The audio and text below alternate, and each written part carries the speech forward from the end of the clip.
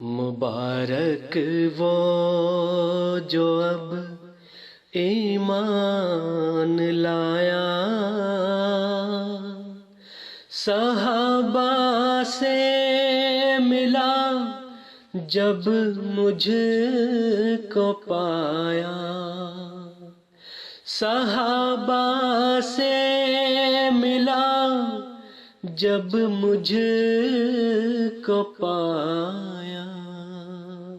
حضرت ماسٹر خلیل الرحمن صاحب رضی اللہ تعالیٰ عنہ بیان کرتے ہیں، 1907 عیسوی کے جلسہ سالانہ میں حضرت مسیح موعود علیہ السلام جب مسجد اقصیٰ میں تشریف لائے تو تمام مسجد پر ہو گئی اور کوئی جگہ باقی نہ تھی۔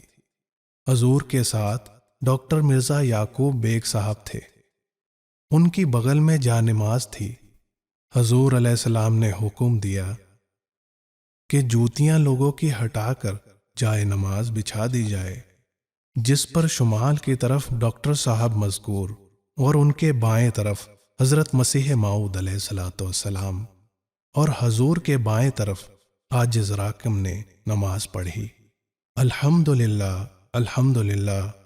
اس دن حضرت صاحب جری اللہ مسیح موعود علیہ السلام کی تقریر سب تقریروں کے بعد تھی، یعنی کم از کم 5 گھنٹے بعد حضور کی تقریر ہوئی تھی۔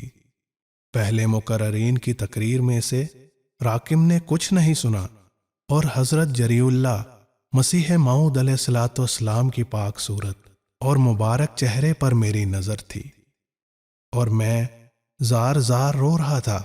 غالباً اس کی وجہ اب مجھے یہ معلوم ہوتی ہے کہ میں نے زندگی میں اس کے بعد حضور علیہ السلام کو نہیں دیکھنا تھا، اس لیے اس روز راکم نے 5 گھنٹے حضور کے روئے مبارک کو ٹکٹکی باندھے دیکھا اور بخدا مجھے کسی کی تقریر کا کوئی حصہ یاد نہیں ہے، اور اس عرصے میں زار قطار رویا اور پرجوش محبت سے گریہ و بکا کیا۔ الحمدللہ۔ پھر اپنے وقت پر حضرت اقدس سٹیج پر تشریف لے گئے اور سورہ الحمد شریف کی نہایت ہی لطیف اور لذیذ و پرتاثیر تفسیر بیان فرمائی۔